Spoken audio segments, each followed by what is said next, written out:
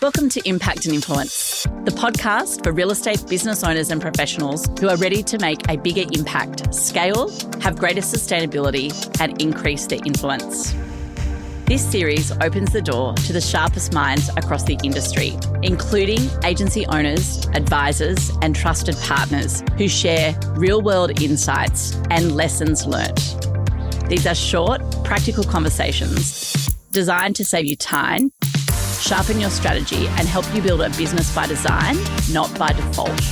If you're responsible for growth, profit, client experience, leadership, recruitment, or retention, this podcast is your go-to for smarter choices and more decisive leadership. It's proudly presented by Regrowth. We are a coaching and consulting business for the real estate arena. We help you build on capability, connection, and curiosity. Fast Fundamentals with Lauren Kirk and Kylie Walsh from Regrowth Consultancy are part of our Impact and Influence series, providing you with quick, short, sharp, no fluff, practical takeaways for immediate impact within your business.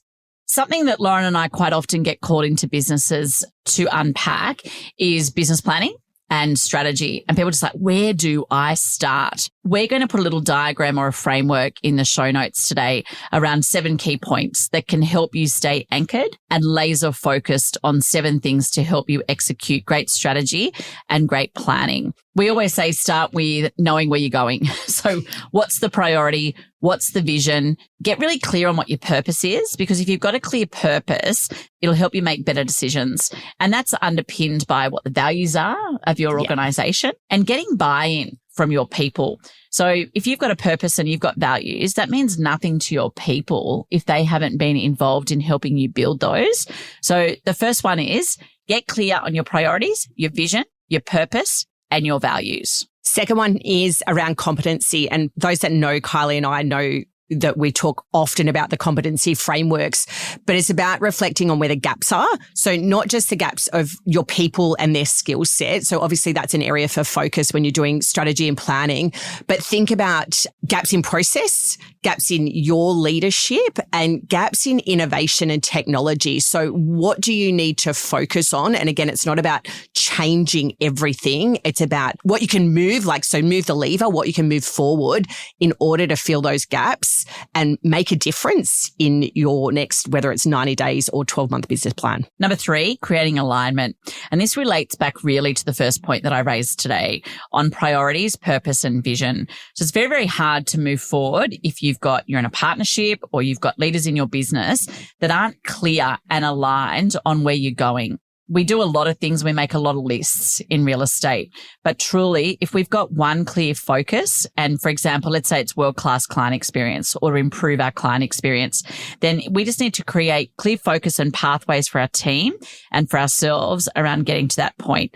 So there shouldn't be any question whatsoever with your team on clarity of where we're heading and the role we all play in it. So be aligned, but be crystal clear on where you're going so the team know what their role is. And that aligns to the fourth one, Kyles, which is around mindset and fostering that right mindset. So you as a leader need to be in that mindset. So when you're showing up every single day, you are showing up as the best version of yourself, but also supporting your team to show up as the best version of themselves as well to deliver the results. So if you're in growth mode, then that's the focus that you're in. And are your team aligned on that? But are they in the right mindset? So, are they also on the bus of really wanting to deliver that as well and get those results for you? But also just being aware of and knowing if someone's mindset isn't right, what's the plan around that? How do you help your team get back on track if they do deviate from where they need to be in the plan? It's a good one actually, Loz, to lead into number 5, which is launching it right. We have lots of brain explosions in our industry and sometimes change for the sake of change or something shiny and new that we bring into the business.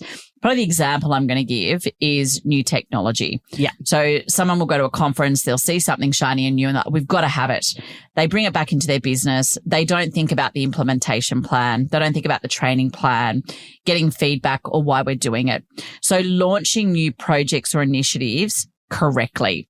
And that's being vulnerable enough to stand up in front of your people and say, look, we're going to try this. These are the reasons we're doing it. It APIs into our system. It's going to reduce friction for our customer.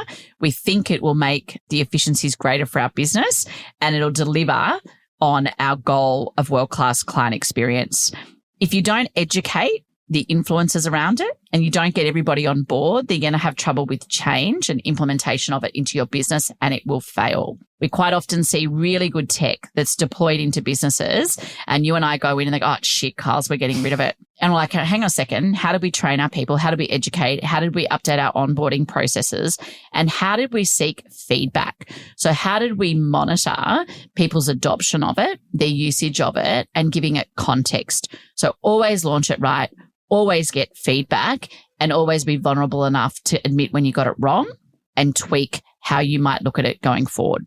Which aligns with point 6, because it's about the tracking and the measurement of success. So you've got the goal in place.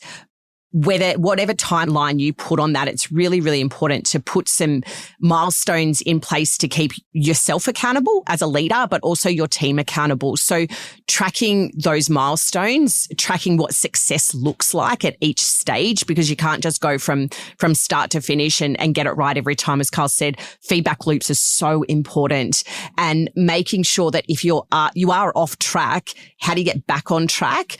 Listening to your team about what's not working, so that when you get to that end point, you might have deviated from the initial plan, but you're with the team on board, you're getting to the right stage. So tracking your journey, get the feedback from your team, and be okay with changing the direction if needed along the way. Our 7th pillar when building great strategy and looking at business planning is to make sure you're clear on what you're measuring. Make sure you're clear on what people need to be accountable for. I'll give you a prime example, Oz. People change these things up all the time. So KPIs are what they're measuring. If I'm a salesperson and my focus is on productivity and competencies, then I might be really laser focused on measuring number of appraisals, appraised to listed presentation conversion, days on market, fee, and client nurture. If I'm in a property management department, what are my KPIs? And KPIs, if you've got them, don't always have to have them, but if you've got KPIs, they're separate to your job functionality or your position description. KPIs can change, measurement can change, but please be clear with your people and engage with them around what your expectations are. So if we're going to measure success, it's not just about numbers. Measurement is about measuring the trust and how much you care with your people. If you want to measure trust in your organization, what I would say is, how do you set the relationship up for success from the beginning? And how many absentee days do you have? So how much sick leave are people taking? What's your churn? So how many people exited your business last year?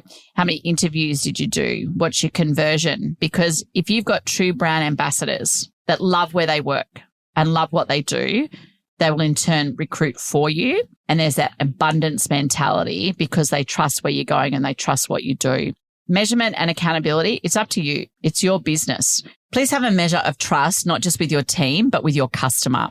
So we love a good rating and review in real estate. My advice would be measure the bad stuff and the bad experience to make it the best and world class.